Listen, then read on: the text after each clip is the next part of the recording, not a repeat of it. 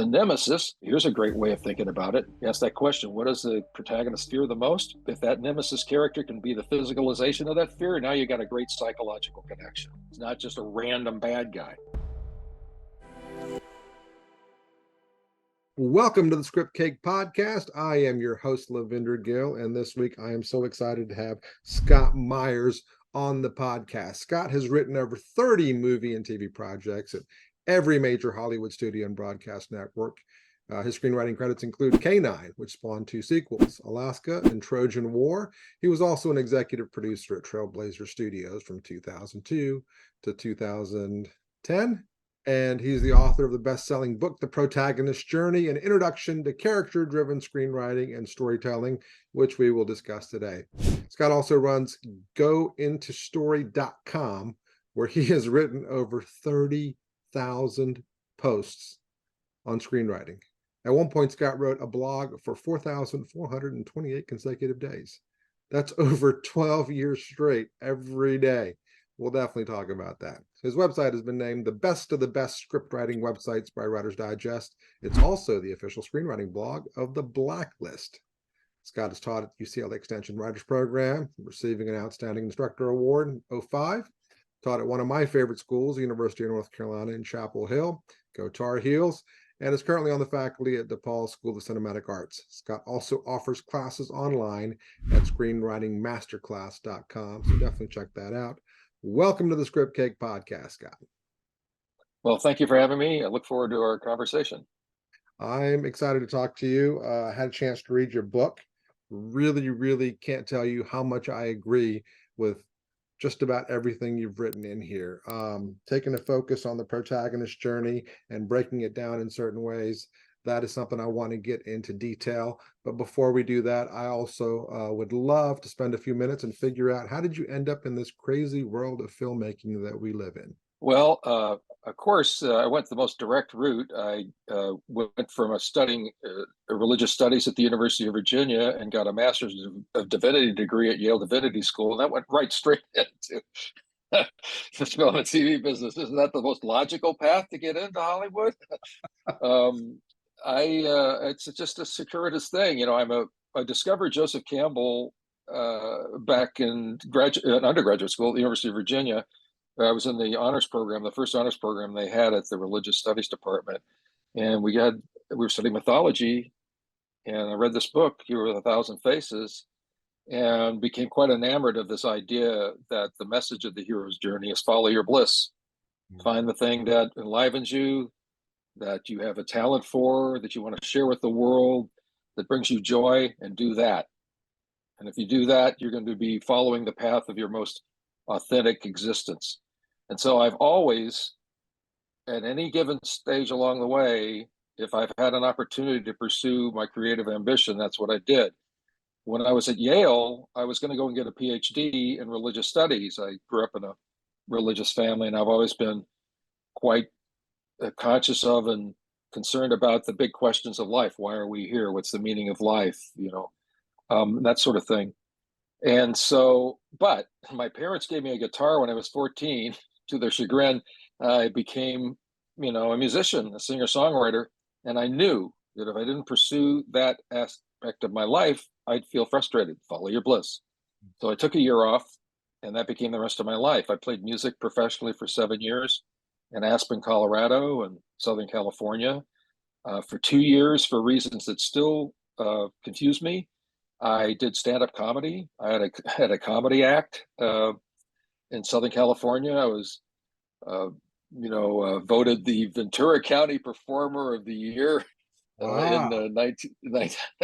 That's my big thing, but it was because of that led me to a momentous moment in my life when I was finishing a gig in Ventura, California at a club. A guy came in who was going to the USC Peter Stark program, the graduate program in film producing. And that very day, the script that he had, what he was going to use for his marketing, they had to do that. They had to find a script and market it, budget it, break it down, and all that sort of thing, had gotten optioned. Wow. And we had talked about movies. I'm a huge movie fan. We talked about movies quite a bit, he and I.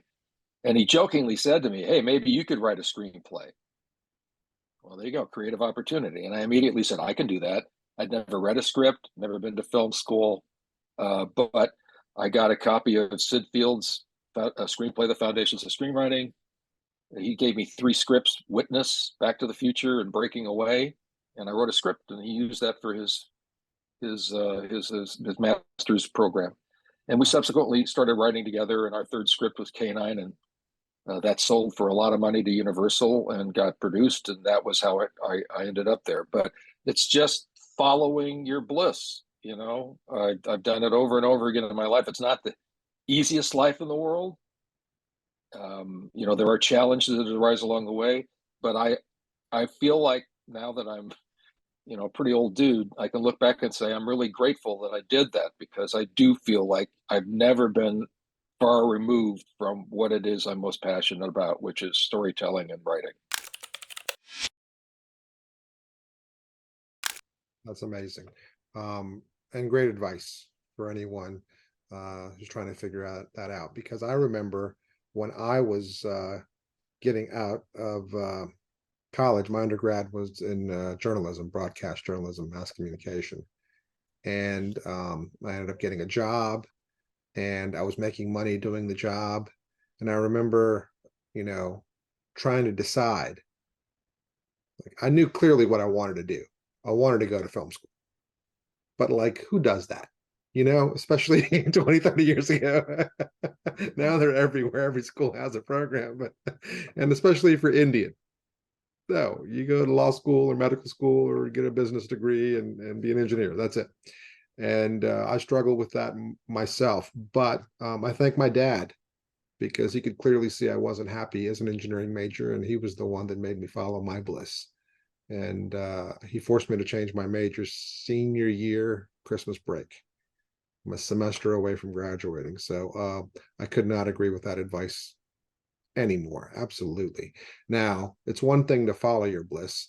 It's something else to make a life out of it. So obviously you were blessed enough to have some pretty quick success. I mean, selling your 3rd script like that and becoming a big hit, that's massive. How do you go from there to now you're teaching at DePaul? What's that journey like?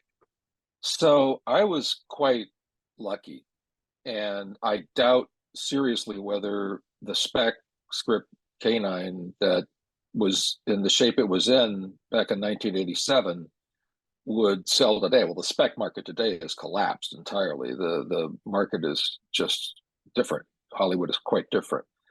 But I will say this: it had a lot of things going for that script, and the main thing it had was a really strong story concept. Like, you could walk into any executive's office and describe it in 6 words: headstrong cop, new partner, police dog. And they'd get it. They'd say, oh, okay, it's a buddy comedy, right? The 2 don't like each other, they're going to solve a crime.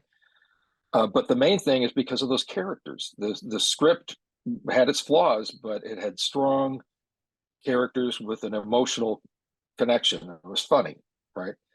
So I was very fortunate. And then I sold another project to Warner Brothers called Mr. President, that Rodney Dangerfield was not really attached to, but our agent said was attached to. Went to meet with Rodney's people. This is after Back to School. I know this is like the Paleolithic era, like ancient history, but Back to School was a huge hit. He was like big. And I walked out of there because I did stand up for a few years. I knew comedy. And his whole thing was, I get no respect. I said, well, what gig would Rodney Dangerfield be in where he'd get the most respect in the world, be president of the United States? So we worked up this pitch, sold it to Warner Brothers for a lot of money. And as a result of that, ended up getting an overall deal with Warner Brothers. Again, this is way back in the day where money was flush across Hollywood. And it was there. That was my film school.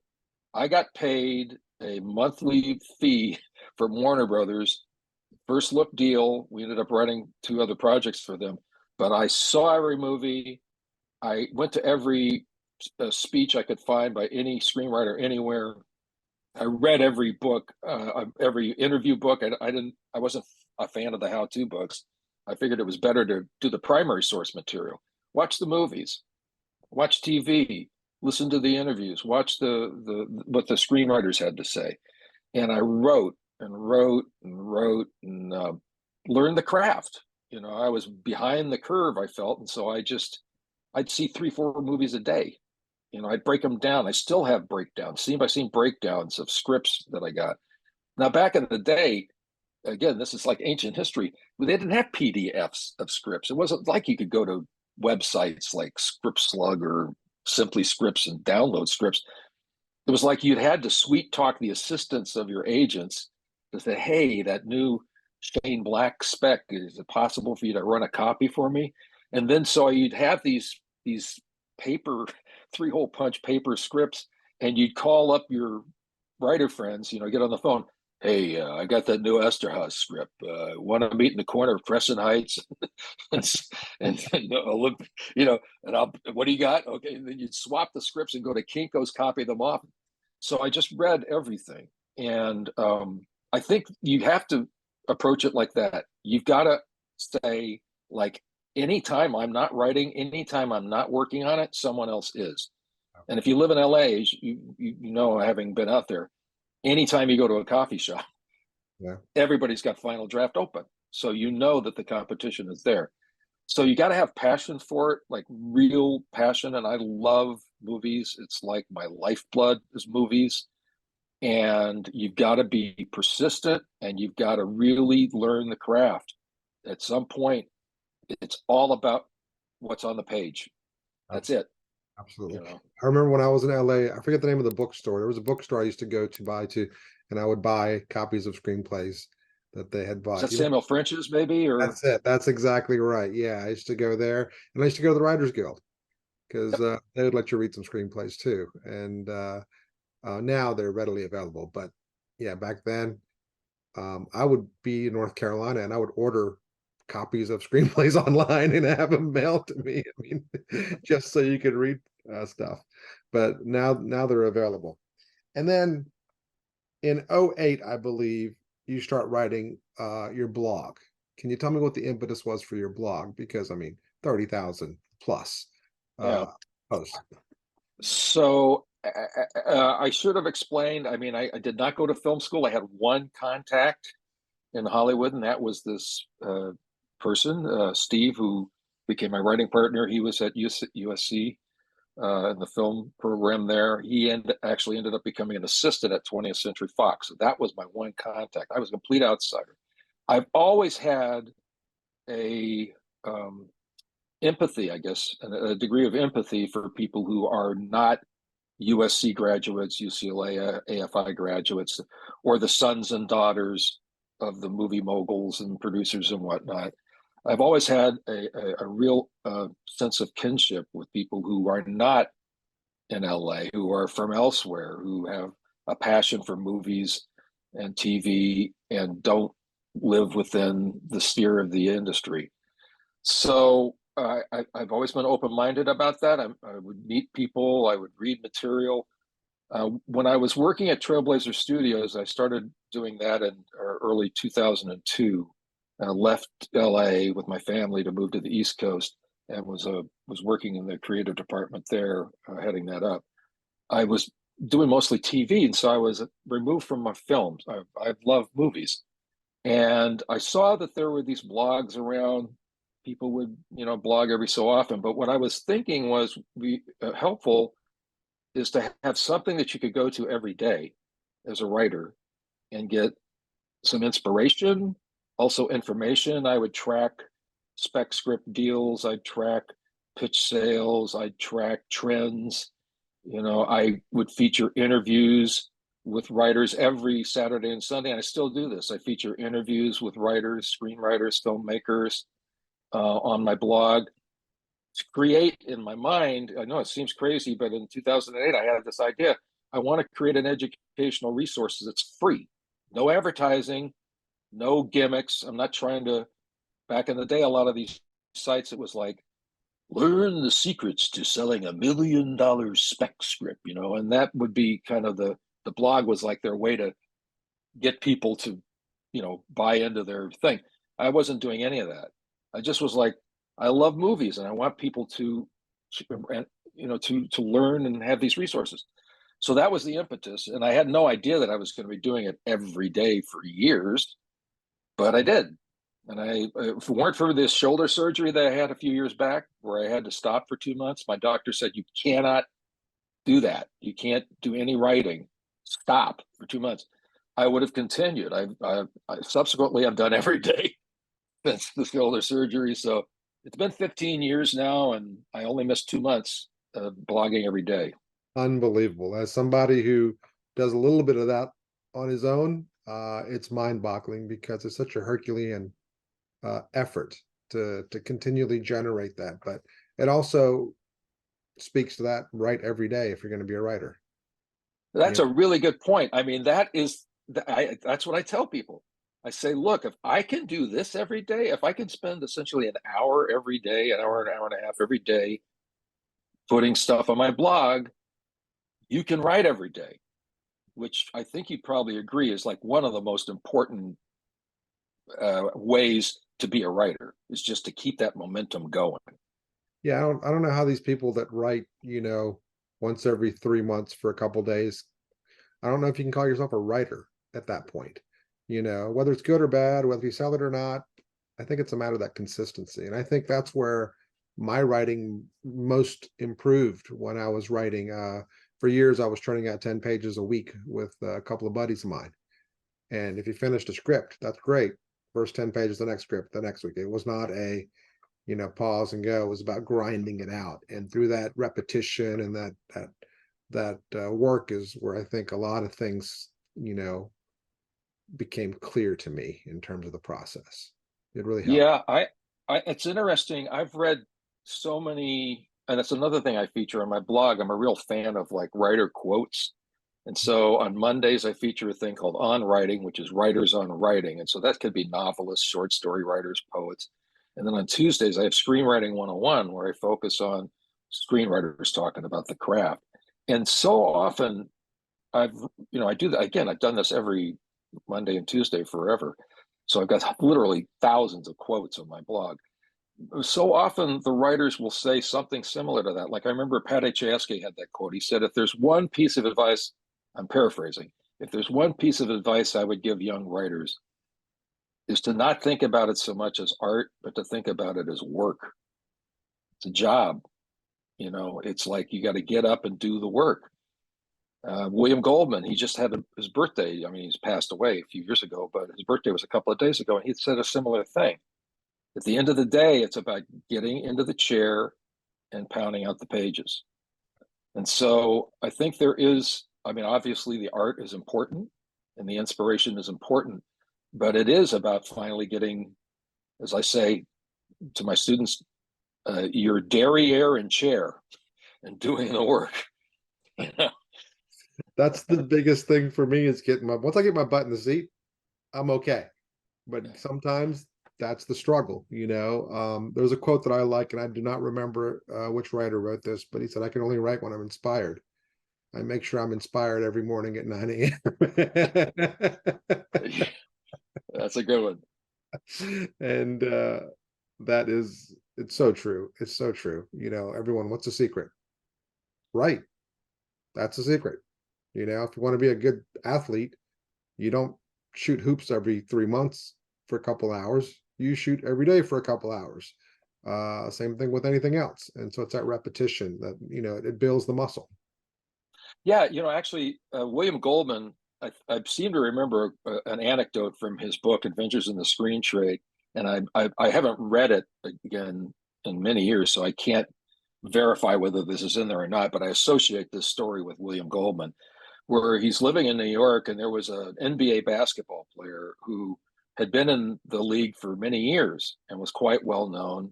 I can't remember his name, but he was known for being the first person in the gym and the last person out of the gym for practice. And he was asked, you're in the NBA, you've already made it. You're a well-established player. Why do you practice every day, showing up first and being the last one out there? And the response was, well, when I'm not practicing, someone else is. And that's how he drove himself. was that sense of competition. And as I mentioned before, you go to LA, one of the advantages of living in LA, there's always incredibly creative people. One of the disadvantages in LA is that you cannot escape the oppressive nature of the fact that there's everybody all the time doing that. And so whatever you need, whether it's that positive inspiration to like, I'm going to write this incredible story that I'm passionate about, sometimes you need that negative inspiration, like if I'm not doing it, someone else is. Whatever those pistons are, I like both of them, the negative and the positive pistons to help drive that engine. You know, you do what you need to do, but you're ultimately right. I came up with a quote years ago, and it's become pretty popular. Every time I mention it on social media, people respond to it.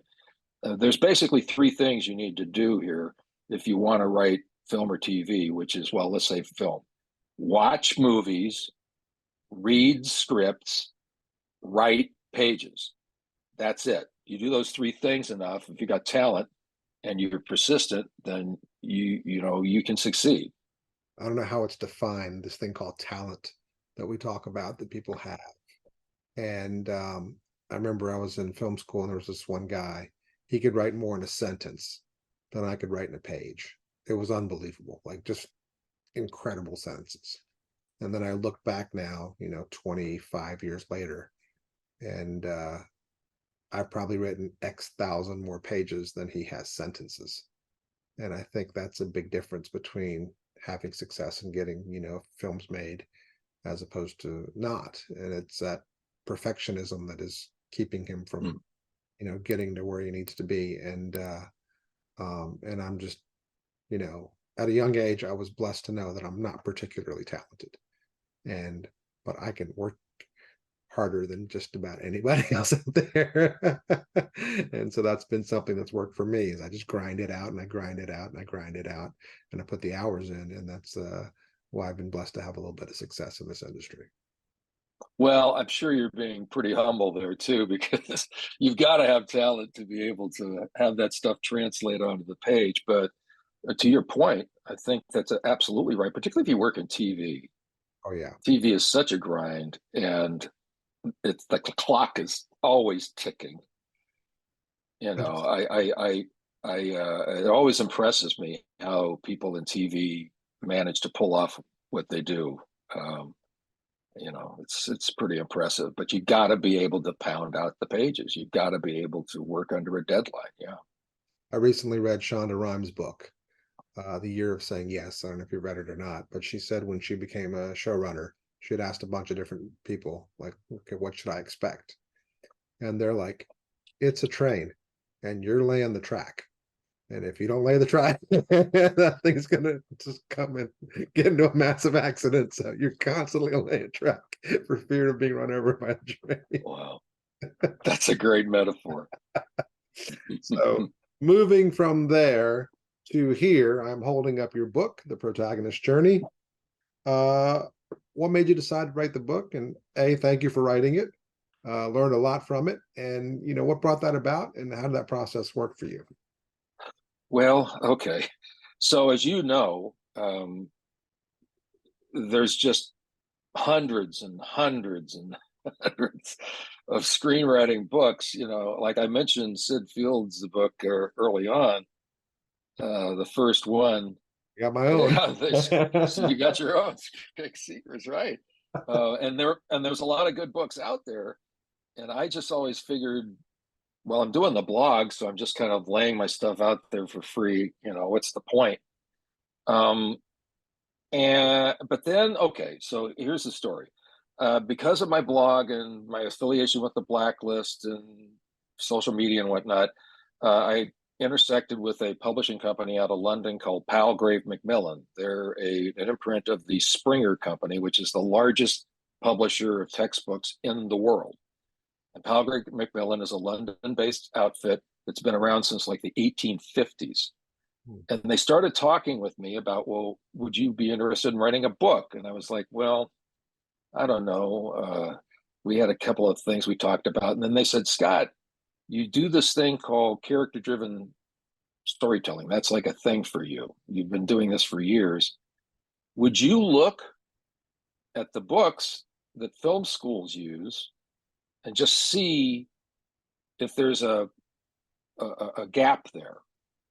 And so I did that. I'd never done that before. I mean, I teach at DePaul University in the film school there, but I had never looked at other film schools and see what the faculty are using in terms of their textbooks. Right. And I did, and I was surprised, frankly, to see that there was a real void in the fact that they weren't focusing very much, if at all, on character. It was all about looking at story structure as plot. Mm-hmm. And obviously, plot's hugely important, but how you get there, in my view, is equally important. You got to get there through the characters. It's the characters, character equals plot. Well, I believe that characters drive the plot. So that led me to think, all right, well, maybe I could do a book. And of course, I had been, I had, like Joseph Campbell. Of course, there's the writer's journey by Chris, and I'm going to forget his name, but Christopher Vogler, which I thought is quite good. Basically where he takes the hero's journey and translated it in a way that could be more applicable to screenwriting and whatnot. But I had been studying Carl Jung for the last 20 years. Jung hugely influenced Campbell, and nobody was talking about Jung taking his theories and applying them to storytelling. And I thought, as soon as I was, started reading Jung, I was like, oh man, he's got some great ideas and theories that you could be directly applied to storytelling. So all of that came to fruition, and I had this idea called the Protagonist Journey, an introduction to character-driven screenwriting and storytelling. And so I pitched it to pal Greg McMillan. There's a whole thing you have to go through, man. It's like you got to write like a proposal and get some people that they have other faculty members do a blind sort of assessment of your proposal, and on and on and on. If I had known how hard it was going to be to write this book, I probably wouldn't have done it, because it's completely different than like you and I sitting down to write a scene, right? And you've got three characters in the situation, and it's just, okay, let's just feel my way through here. Let the characters do their thing and see how that plays out, and then we'll rewrite it and so on. This is not that. This is like analyzing movies, making connections from this and TV, footnotes, and all this stuff.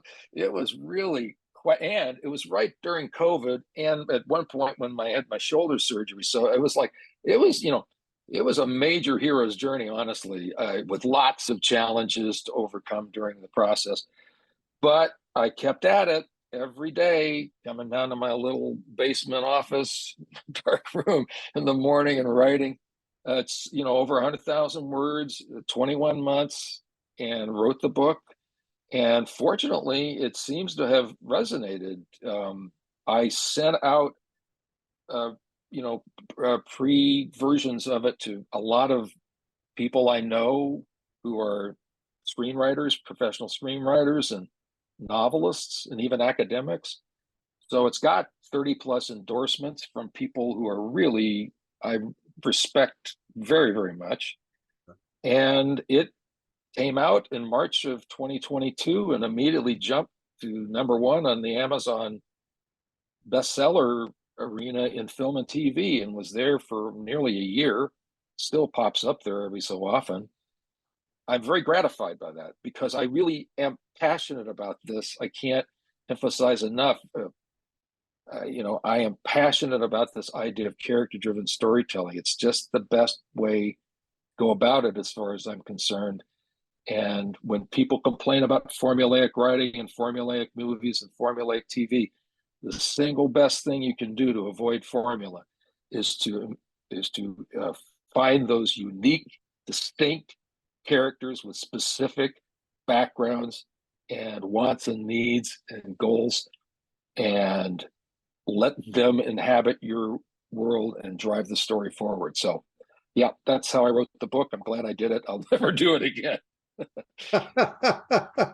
Well, I feel your pain, having gone through a similar journey with my book. It is a whole different ball game, and it's a struggle. And the biggest thing that surprised me was, once it was written, it was over a year before it came out because there's all this other stuff that has to happen with the editing and the typeset and the layout and the covers and you know, getting the feedback. There's a lot of stuff that goes into it.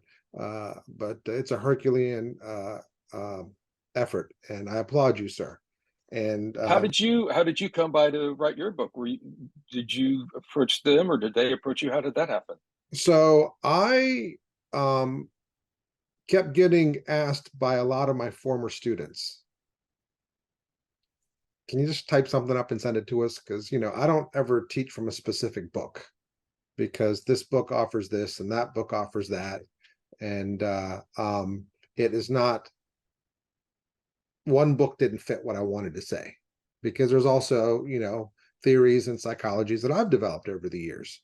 And so I talked to a number of different publishers, and, you know, I'm not a best-selling author. I'm not somebody who's written 30,000 blog posts. And so, you know, so the offers were not great. And I am somewhat of an entrepreneur. We do own a few businesses. And so I published it myself and I own the rights to it. And there were some complications with the blog too, because some of the publisher, not the blog, but the podcast, some publishers wanted to have control over that as well because of the name. And so there was a lot of gray area in there, but I'm happy that I did it my own way. Because like a buddy of mine, he wrote a book recently for another publishing company out of London. And, you know, they offered him, I think, $1,000 up front and then 6% or 5%, I can't remember. And I mean, if I sell, you know, 1/100th the amount of books that he does, I'm actually going to make more income from it and own it myself and not be told a lot of stuff. So I did it myself. I didn't go through a traditional publisher. And so, but I still did hire editors and, you know, other companies to help me along the way because I don't want to deal with the, how do you get it onto, you know, Amazon and how do you do this and how do you get into Barnes and Noble? And so we've dealt with that, but it's a journey, it's a haul. And I applaud you for it. But let's jump into the book. I want to ask you some questions about it. All righty. In the book, you talk about this notion of when a protagonist does not engage their inner situation, you say that if they remain undecided, the conflict happens outside as fate. And can you expand on that? Because that's something I talk about all the time. Yeah. Well, that's Jung. Yeah. When an inner situation is not made conscious, it happens outside as fate. That's literally a quote from Jung, Carl Jung. He was the founder of analytical psychology and had a break with Freud. He was a student of Freud's early on. Freud was very reductionistic and tended to look at things from a very psychosexual type of a thing. Jung was this is why Campbell was so enamored of Jung. Actually, Campbell edited a whole book of Jung. And I'm not sure that Campbell would have come to the hero's journey had it not been for his studies of Carl Jung. Jung was a generalist like Campbell. Jung wanted to know everything. He one of his favorite metaphors is he was alchemy. He was an alchemist. And I align with that because I just, similar sort of thing. I want to learn everything. I want to see everything. And so this idea that he had is this inner situation. He means there's an inner conflict. It's like when an individual is not dealing with something that's inside their psyche, inside the totality of their self, that if they don't, it's somehow going to manifest itself outside their world, the inner world and the outer world. And so what you're responding to is that idea that there's a synergy between them. There's a connection between them. That's what I went, oh my God, when I read that quote, I was like, that's the protagonist's journey. Yes. When Campbell talks about the hero at the beginning, that wonderful series, The Power of Myth with Bill Moyers, in episode 1, Campbell does basically everything you need to know about the hero's journey. He articulates in about 2 or 3 minutes, talking about the hero's journey and just laying it out. And he says at the very beginning, the hero is just making do. Yeah. This is not their authentic life. This is not his quote. This is not their authentic life. This is their inauthentic life. It would have been like had you not listened to your own creative spirit and said, I'm going to become an engineer. You would have hated that. You would have had a miserable life. That would have been an inauthentic life. Thankfully, you listened to it And your father, God bless him, listened to it and said, no, you're going to change and do something that you're passionate about.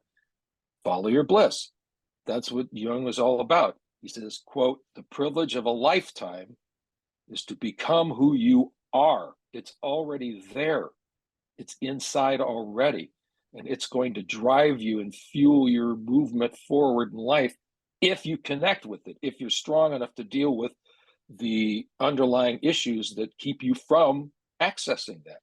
So when an inner situation is not made conscious, when it's repressed, suppressed, avoided, it happens outside as fate. That's the protagonist status at the beginning of the story. That's why there is the call to adventure. That's why there is the inciting incident. Fate intervenes and says, you know what, protagonist?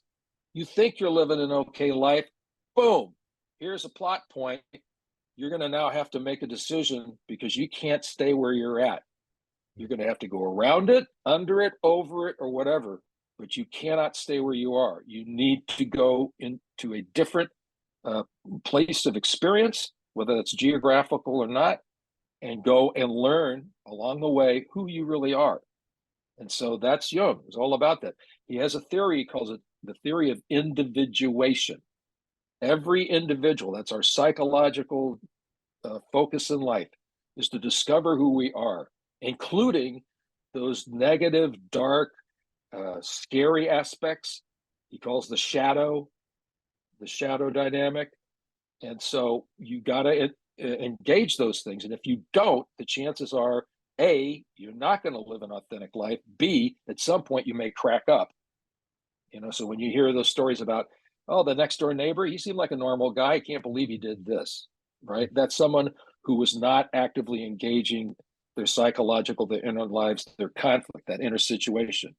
So that really is at the heart of my book, is that you need to dig down into the protagonist's character. Whenever I teach story development at DePaul, it's based on a prep class I created 12 years ago through Screenwriting Masterclass.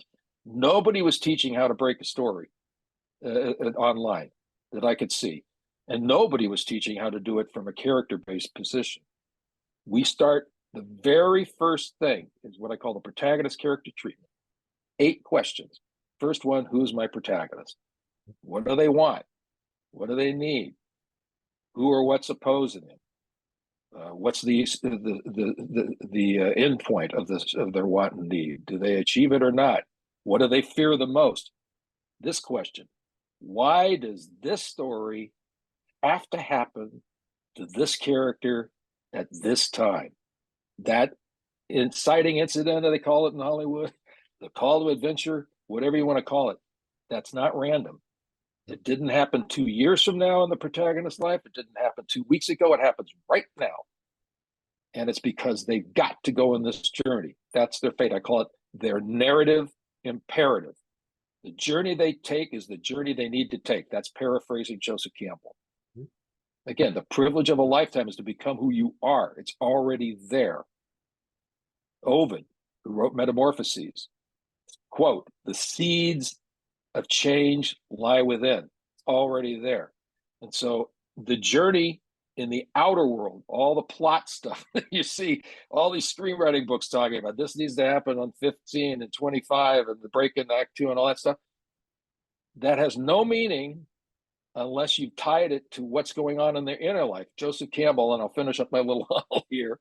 Joseph Campbell said that the outer journey, and this is an exact quote, is, quote, incidental to the inner journey of the hero. It's all about discovering who they are. That's, he says, the whole point of the hero's journey is transformation. And so if you align yourself and you dig down deep into your protagonist and you ask these essential questions, even those 8 questions are going to inform you right off the bat, like what that journey is going to be about and why it means something, which is incredibly important because you've got to make the audience care, and they care because they connect with your character. So that's my little homily. Sorry for going off on the. First of all, that's inspirational. I loved it. Secondly, I couldn't agree more. Thirdly, in my book, I use different terms, but it's very similarly laid out. I talk a lot about emotion pushes action, not the other way around. I'm sick and tired of watching movies that, it's all nonstop action for no reason. At the beginning, he has a fight with his wife or his daughter, and at the end, they've made up. And I'm like, that's not an emotional journey. That's not interesting to me. And I'm like, emotion has to push the action. So the emotion has to come first. And I'm a big fan of the phrase I use is externalizing internal emotion. Okay, let's figure out what's going on the inside, and then we'll base the physical story upon that. And I'm so happy that your book goes into such detail about it, because I have to say it's probably the number one issue that I see now, because I get asked to write read screenplays for people all the time, and it's just stuff happening for no reason. There's no internal story going on. There's no emotional, the powerful moments. I just watched a movie on Netflix this weekend. The new Gal Gadot movie came out. I don't know if you've seen it or not. I've heard, yeah, Oh I've my! heard about it. I mean, I don't understand. I don't understand how that. I don't want to be rude. I'm sure people enjoy it for some reason, but I was devastated when I saw it. It broke my heart because, she's a great actress and it's got a great crew and it's on Netflix and it's got, good supporting team. And it's just, there was nothing there. I was upset. My kids were mad at me when we were watching it because I was upset while I was watching this movie. Well, I think it reflects, there's not probably a person alive who hasn't seen a movie or a TV episode and say, I don't know why they're doing that, or Yeah. I don't understand. The worst is I don't care. I don't care. There's that wonderful TED talk by Andrew Stanton, the Pixar, right, where he said that's the number one most important thing. Make me care. Make the audience care. And I tell my students, I say, if you look at the word character, care actor, Yep.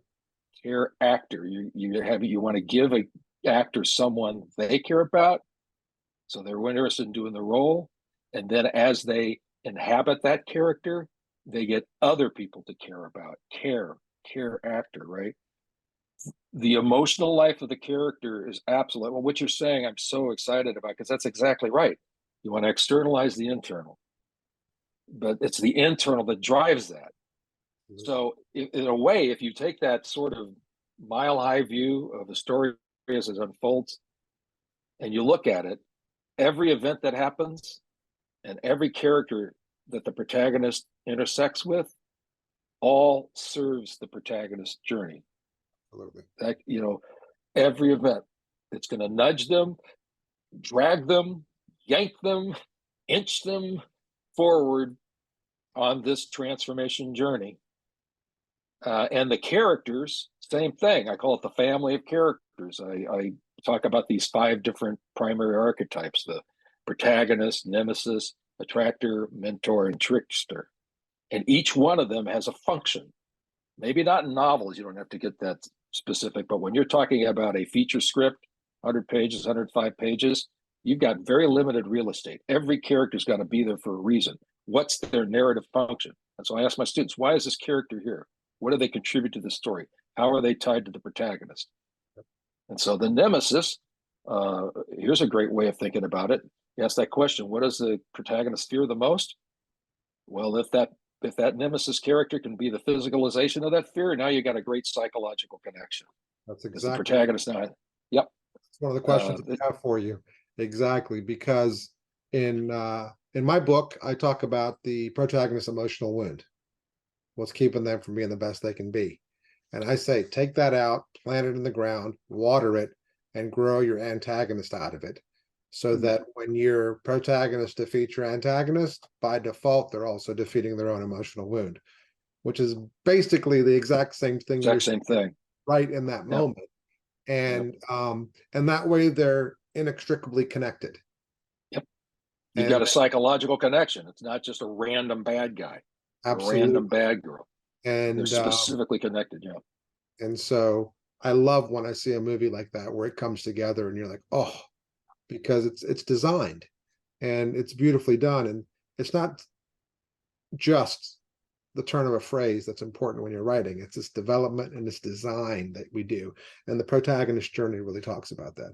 So you fast forwarded for some questions for me. I'm going to go back to where we were and get us back on track here. One of the quotes that you have from Carl Jung that I really liked is that there is no birth of consciousness without pain. Such a beautiful, beautiful phrase. Can you expand on that for me? Well, so I have a language system. It's not real. It's pretty logical, really, when you think about it.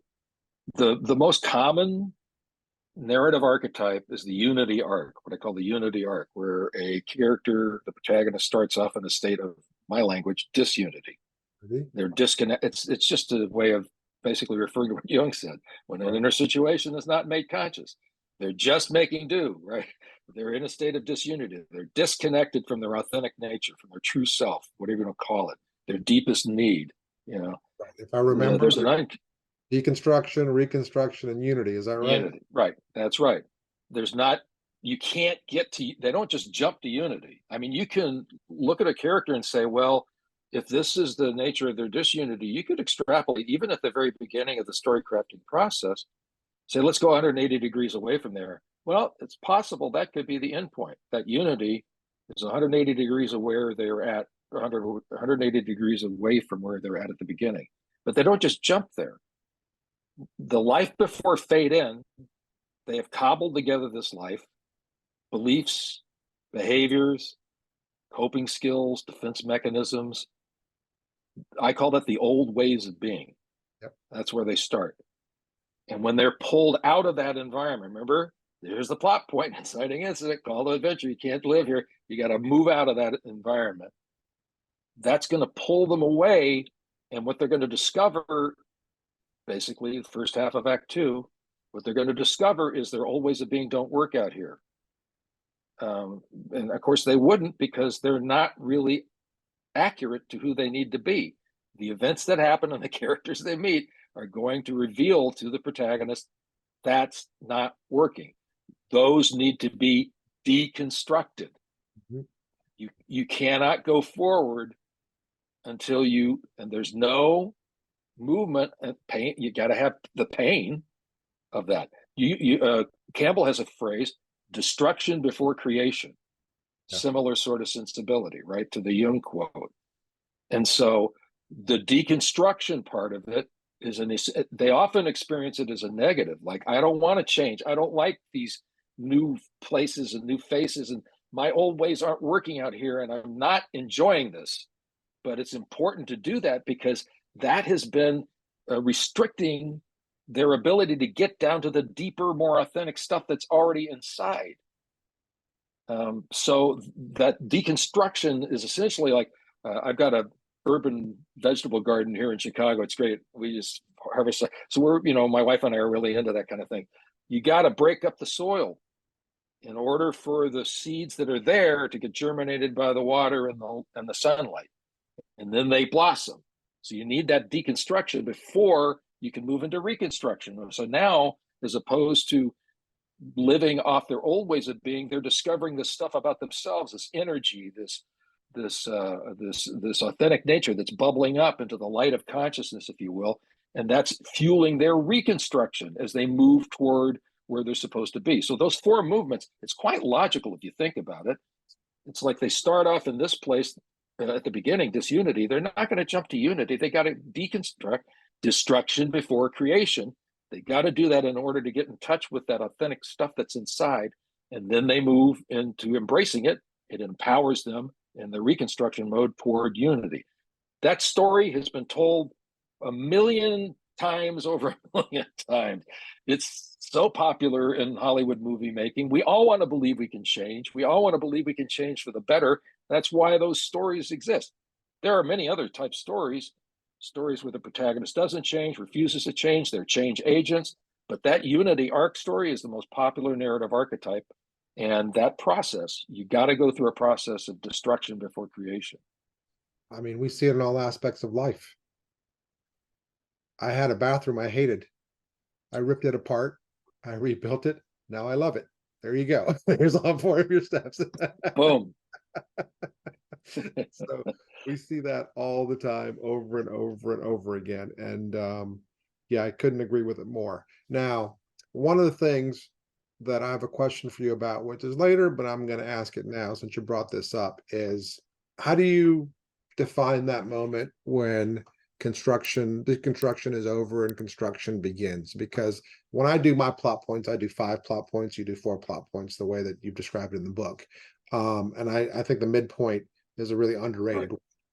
And I Yep. wanted to get your take on it, because for me, the first half of the movie is the protagonist pursuing their want, and the second half of the movie is them pursuing their need, with that epiphany coming at the midpoint. How do you define it? So yeah, I call it the transition, because eventually we expand those 4 primary plotline points to 10. And there's not one way to write a story, and all of this can be formulaic. The point is, you've got to find those characters that are unique and distinctive, and doesn't matter whether you've got 3 act structure. What doesn't care? I don't care what your structure is, Right. as long as the characters are distinctive and unique. They're going to drive that, and so there. But yeah, the transition point, I think, is huge. So for example, let's take The Silence of the Lambs, which is one of the movies that I explore in my book. I do 3 movies and 2 TV series that we really dig into this idea of disunity, deconstruction, reconstruction, unity. There's Silence of the Lambs, there's Breaking Bad, there's Shakespeare in Love, there's Crazy Ex-Girlfriend, and then there's Spider-Man Into the Spider-Verse. Well, Silence of the Lambs, that midpoint happens right in the middle of the story, where Clarice Starling has been being pulled out into the investigation by Jack Crawford. And there's a key moment there where they've discovered a new body, a victim of Buffalo Bill. And the body is at a funeral home in a rural part of the country. And Jack Crawford brings her out there. And 2 things happen. One, when she's there, she sees that there is someone in an open casket at the funeral home, and she's drawn toward it. That's the second flashback, where she remembers when she said goodbye to her father, who had been killed. Because that's why Clarice gets into the FBI in the first place. She's trying to understand the nature of evil. These 2 guys randomly shot or killed her father, who was a sheriff. So she has that unnerving experience, the second flashback. So that's a big part of her deconstruction. But the reconstruction is when she's then conducting the autopsy on the victim. Mm-hmm. Crawford makes her do that, and she's describing this body, and that this is really tough for her, and she's wobbly. And in the scene description in the script, she's like really struggling. But she discovers something. She discovers that moth seed inside the throat of the victim, and so she survives that autopsy and makes an important discovery along the way. And from that point on, she begins to embrace her own sense of empowerment, to the point where she's literally breaking FBI rules, heading down to Memphis to see Lecter completely on her own. That's that sort of proactive nature that she has. So that transition point, that midpoint, signifies where they're leaving behind, in effect, their old ways of being, and starting to embrace this stuff. Like you said, the need. Yeah, I have a way of thinking about that, a different language system a bit. I want that want, like what's at the end of Act 1? That's their conscious goal. Clarice's conscious goal is to find Buffalo Bill. She wants to save Catherine Martin, right? And the only way to do that is to find and stop Buffalo Bill. The need, her unconscious goal, Lecter says to her, "You think if you can save poor Catherine Martin, you can stop the awful crying of the lambs," he says. What he doesn't say to her is, "You're going to have to blow away Buffalo Bill." That's her need. She needs to kill this guy in order to gain some measure of redemption for her father. So I agree with that. I think that's actually a really helpful way of thinking about it, that the want in some respects gets transplanted by the need.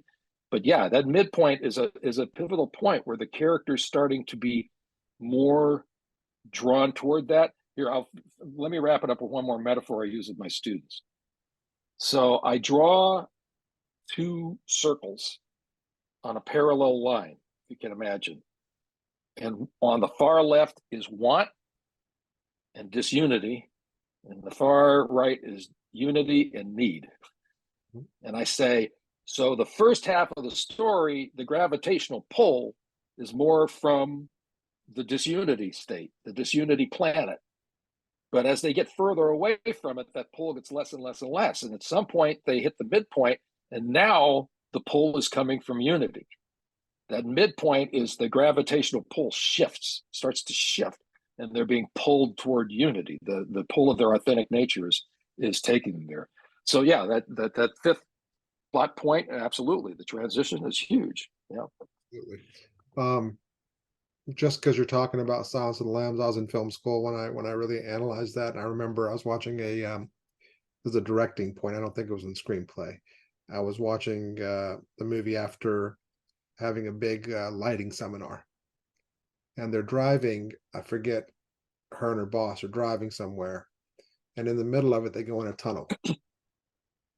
Okay, and I'm just like, why the hell would you go into it? Like the lighting to make it look good in daylight and then look acceptable in a tunnel, that transition would be such a pain in the butt, because I just done a lighting seminar and then we're not doing anything near that complicated. And if you've ever been on a film set, lighting takes 90% of your time for everything that you're doing. And I went back and rewatched it. And it wasn't until I watched it the second time and I realized as soon as they go into the tunnel, he's lying to her. And the externalization of that is metaphorically keeping her in the dark. They're in a tunnel now. Mm-hmm. And I was kind of blown away. Like, that's so beautifully done. And well, that movie has got so many great things like that. Like if you begin in the beginning, remember she's said ominous music with the credits, and she's out running in the woods, these stark sort of barren of leaf woods, sweating. You think she's been like being chased, but no, it's actually a training thing at Quantico, the FBI headquarters. Starling, Crawford wants to see you. So she heads off toward the FBI building. And you're seeing over credits. There's a shot where it's a long shot of like two buildings, and there's this elevated tunnel with a window, and you see all these people going right to left. And here's Starling's character, the only person going the other way, opposition. And then she comes downstairs. You remember the famous elevator scene, right? She's downstairs and she gets into this elevator with these like 6 strapping, big, tall dudes in orange shirts. And she gets in this little woman figure, little female figure in between them in this thing. She's all over there sweaty, again, fish out of water, So, and then if you jump way ahead to Buffalo Bills, where she's going down mm-hmm. into the basement, one doorway after another, threshold crossing, Joseph Campbell, one threshold crossing after another. It's like Dante's Inferno. She's going down into the deeper pits of hell. Yeah, that movie is brilliant. That movie is just absolutely brilliant. The beauty of all these types of scenes is consciously you might not get it while you're watching it, but you will feel it and you will absorb it in your core. You'll feel something's off. You'll feel she's running the wrong way. It's not until you go back and start analyzing it, you realize all these little details. But that's beautiful filmmaking. One of the movies you talk about a lot is actually one of my favorite movies in your book. It's called The Verdict. Just an unbelievable film. And you talk about this wonderful scene in which Frank declines the bishop's money and says, if I take the money, I'm lost. This is where he's being basically bribed by the archdiocese to look the other way and take 1/3 of $210,000, which would be 70 grand, which back in the 80s, I guess, would be quite a bit of money, much more than it is now. I remember when I was watching that scene, again, I'm in film school, we're watching it, we're analyzing it, and we had done a bunch of framing workshops the previous weeks. And it's this deep moment where he's making this massive decision about his life.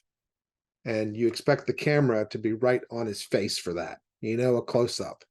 But it's not. It's in a wide shot. Do you remember that moment? Do you remember what that wide shot was? And I remember watching it, and I was thinking, why the hell is it in a wide shot? and he's sitting in this chair right in the middle, which you never see people sit right in the middle in a feature film unless it's a Wes Anderson movie. They're usually off to one side or another. And on the side that he's holding the check is a fireplace that's raging behind him. Okay. And on the side that he's holding the pictures of his client, who's the victim in this case, is this massive bouquet of flowers. And again, it's this, is he choosing heaven or hell? Which way is he going to go in this moment? And they displayed it visually. And again, they externalized kind of what was going on inside his body. And that was one of those seminal moments for me as a filmmaker, going, oh, okay, it's way more than just put a camera down and shooting something that looks aesthetically pleasing. It's a lot more about designing and creating these externalizations of internal emotions that the characters are dealing with in these beats. And I just love that you happen to pick that one scene that sticks out for me so much in that movie. It really is like that moment Rick Jung talks about, when an inner situation is not made conscious, it happens outside his fate, and he's realizing his inner situation. Of course, he's a alcoholic. He lost. He was reduced to being an ambulance chaser essentially, right? And he had this wonderful opportunity, get back on his feet. The scene preceding that, of course, is that incredible moment, no dialogue, where he goes to see the victim. She's in a coma, and he's taking photographs. Paul Newman was such an amazing actor. And you can just see his face, these Polaroids, as he's gaining empathy. He's connecting to her. And there's this, that's all there is in the scene, is the breathing of her on this apparatus. There's a close-up of the Polaroid developing for like 20 seconds. Yep. Which is that emotion developing within rising. Moment. Yep. Oh, it's so beautifully done. One of the things I do with that movie when I show it in one of my classes is I'll play the opening scene where he's just playing pinball, and there's no dialogue. It's just him playing pinball. He pauses, takes a drink of a beer, plays some more pinball, and I stop it, and I just go, okay, what do you know? And we fill a billboard, like a dry erase board, with all this information, right down to the font they use for the verdict, which is very gothic and red and bloody, to the sound of the pinball, ding, ding, ding, ding, which is off-putting, to that it's Christmas because you can see the colors and the stuff outside. And he's home during he's there during daytime drinking beer, and you realize all this information about him without a word being said. And it's just magnificent. If you guys haven't seen that movie, please go take a look at it. We could talk about that for hours, but I got more questions to ask you before we finish this up. So I'm going to skip past a few because we spent a bunch of time on some stuff. Why do you prefer the term nemesis to antagonist? Because that's something you talked about in your book. Yeah. Well, there is the god is the nemesis. I think it's really more of an aesthetic thing. Like, there's a protagonist and an antagonist. Well, they're equal, and so that's fine. But I like to think of put the protagonist against the largest odds possible, the underdog, right? And so that's really why I prefer that nemesis, is that the nemesis just sounds more daunting. They're not just providing opposition, they're active and they're willful.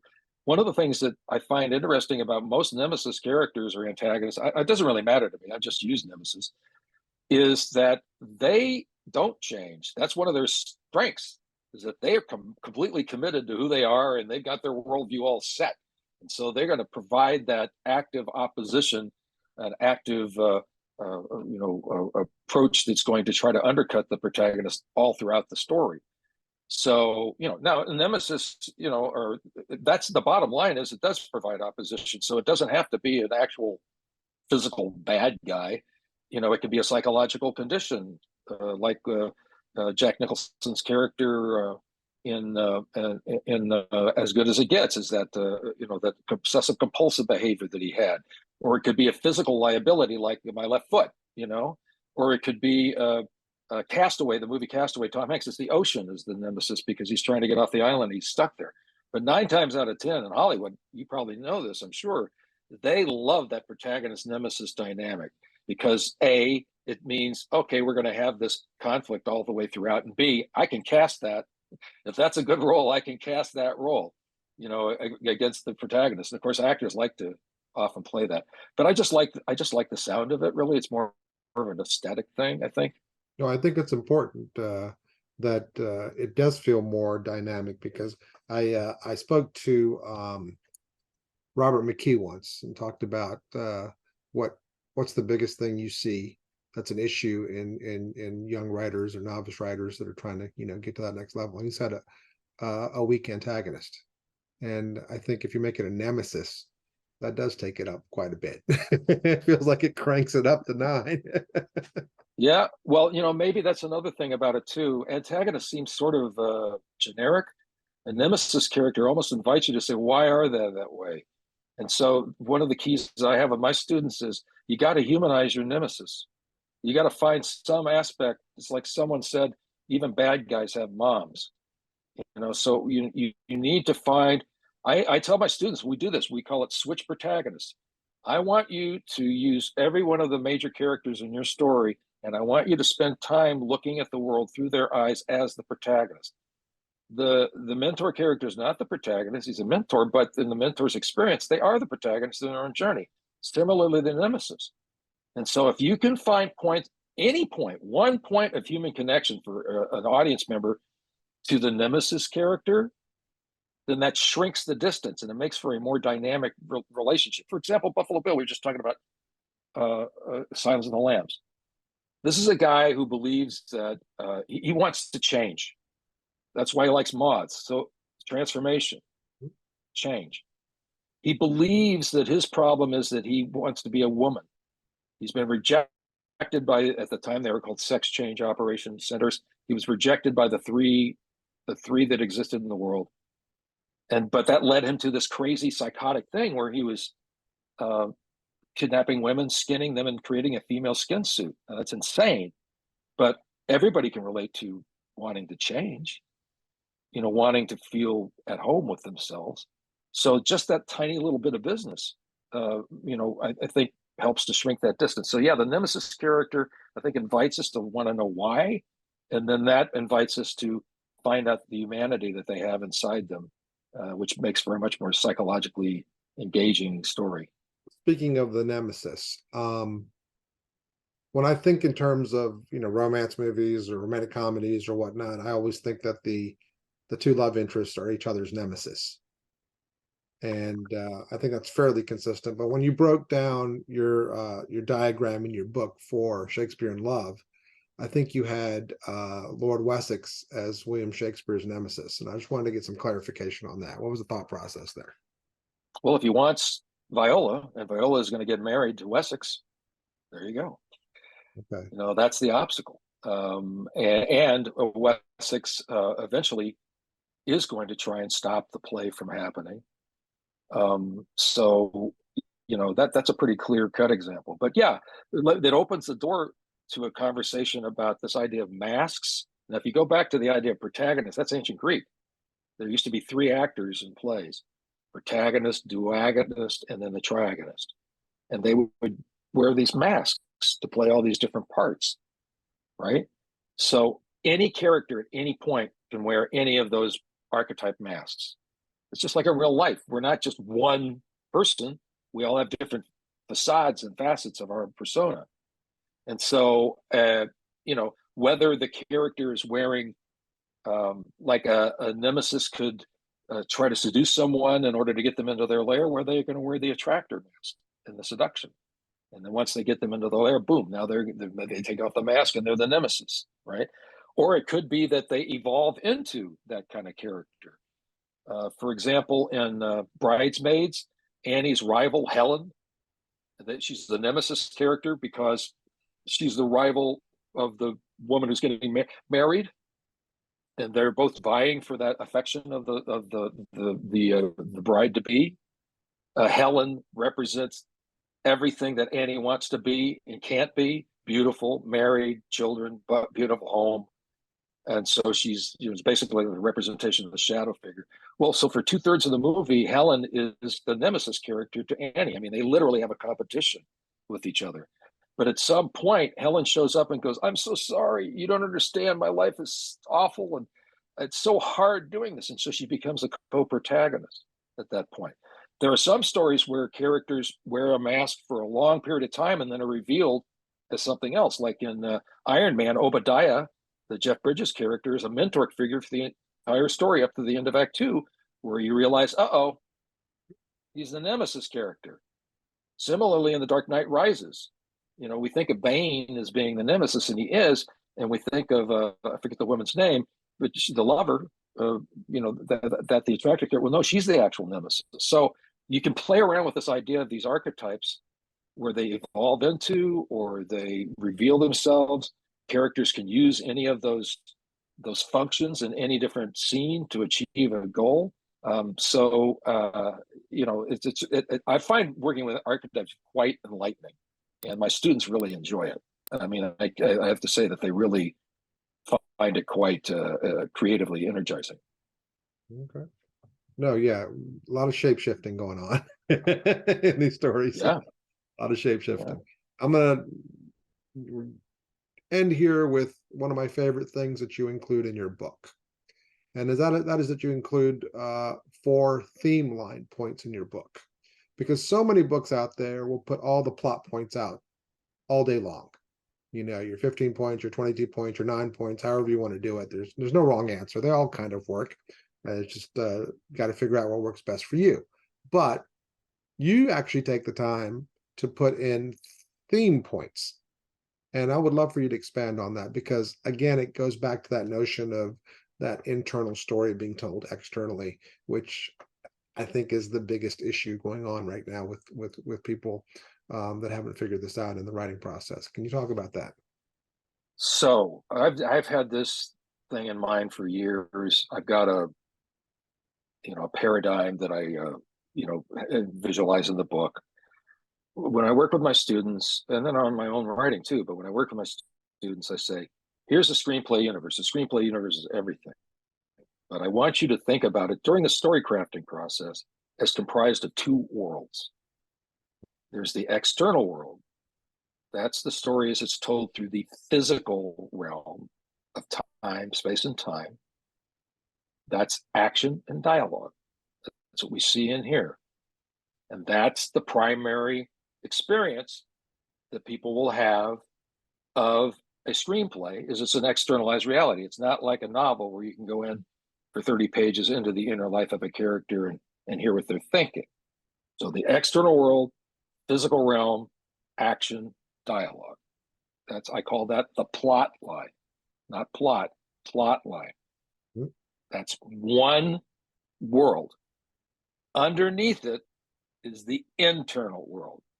That's the story not told through physical space and time, but through psychological space and time. I call that the theme line. So everybody's sort of subtext, right? You've got dialogue in the external world. What's going on underneath there? What do the words actually mean? That's subtext. That's happened. You place that down there in the internal world, the theme line. Action. Why do characters do what they do? What are their motivations? What are their intentions? Again, that's down there in the internal world. So you think of these 2 worlds. This is my major problem with a lot of these books. They focus, just like you were saying, they focus in the external world, the plot line, the event. This needs to happen on that page. That needs to happen on this page. Yeah, that's important. But how you get there is through what's going on underneath. That's where you should start the process. In the character's internal world, particularly the protagonist. So the theme line, my principle there with my students is theme equals meaning. When someone says, what was that movie about? Well, then you start talking about the plot. But what does it mean? That's the emotional stuff. That's the psychological stuff. That's why we care about any of these things. And those 4 theme line movements go back to that disunity, deconstruction, reconstruction, unity.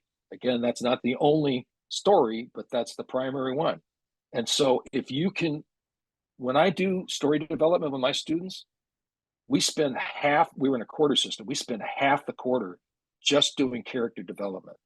Nice. We don't even get the plot until they've spent the time coming up with a map of the character relationships, of understanding the protagonist's journey in terms of their psychological arc. And then and only then do we get into the plotting of the process. Again, character-driven storytelling. So, yeah. No, I love that. I mean, one of the reasons I call my podcast Scriptcake and my book Scriptcake is because the cake that you bake for me is the emotional story, and the icing that you dress up is the conceptual story. You know, the poster is the icing, the trailer is the icing. You know, you can enjoy that and have fun, but if you love that movie and you have this great emotional experience, it's because the cake was baked properly. And I find that too often people are writing stories that are just all icing, you know, which tastes great for a couple of bites, but then it makes you sick. And you can't form icing and then make cake fit in underneath it. You got to do the cake first. And that's, you know, one of the reasons that we call it that. All right. Yeah, you and I are in alignment. Let me just add one thing to that, Sure. if I could.